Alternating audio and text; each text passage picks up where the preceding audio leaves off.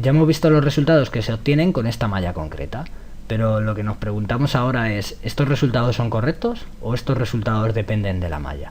Bueno, esa pregunta siempre surge que estamos haciendo un problema con elementos finitos y la única solución que tenemos es hacer un análisis de sensibilidad de la malla para estar seguros de que esos resultados no van a depender del tamaño de los elementos o del tipo de elementos que estamos utilizando. Entonces lo que vamos a hacer es variar esta malla, variar el tamaño de los elementos, variar el tipo de elementos que estamos utilizando y ver cómo varían los resultados, cómo influyen estos datos en los resultados.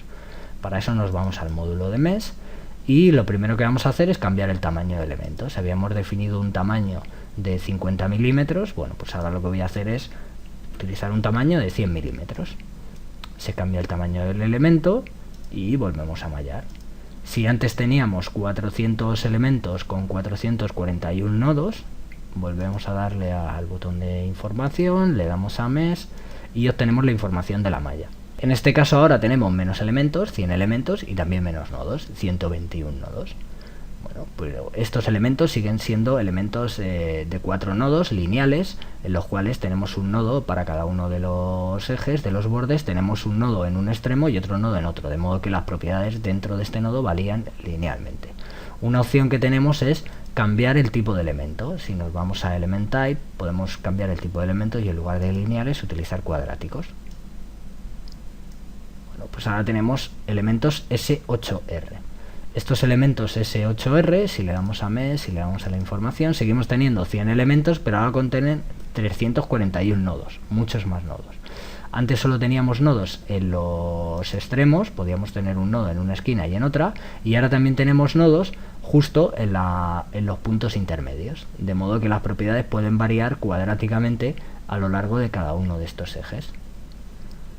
Bueno, pues lo que he hecho ha sido variar el tamaño de los elementos, utilizar elementos lineales y cuadráticos y lanzar una serie de casos, todos estos que veis aquí, con diferentes números de elementos y con elementos lineales y elementos cuadráticos.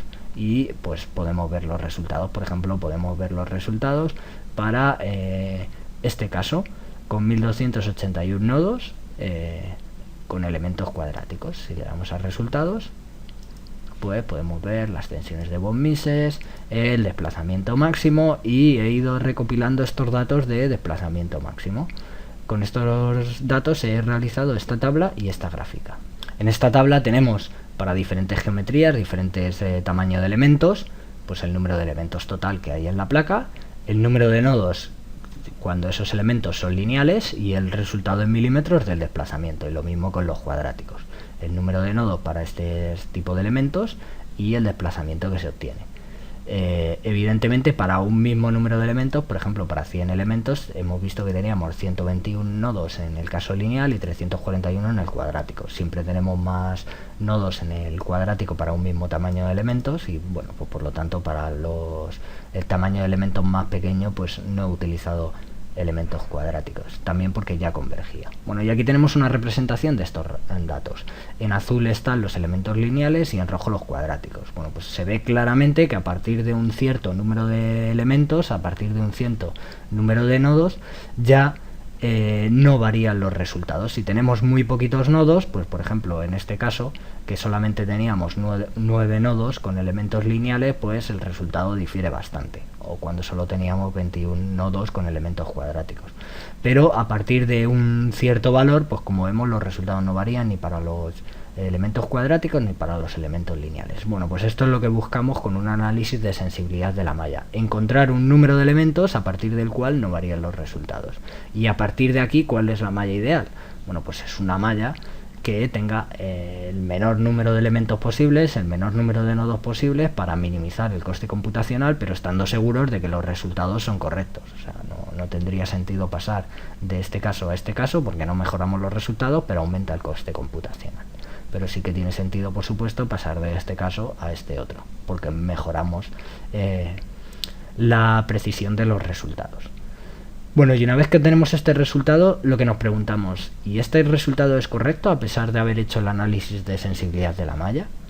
Pues para responder a esa pregunta tenemos que estar seguros de que las hipótesis que hemos planteado en nuestro problema son las correctas. Y una de las hipótesis que hemos planteado es que este es un caso de elasticidad lineal. Entonces lo que vamos a hacer en el siguiente vídeo es verificar si esta hipótesis es correcta y si podemos confiar en este resultado.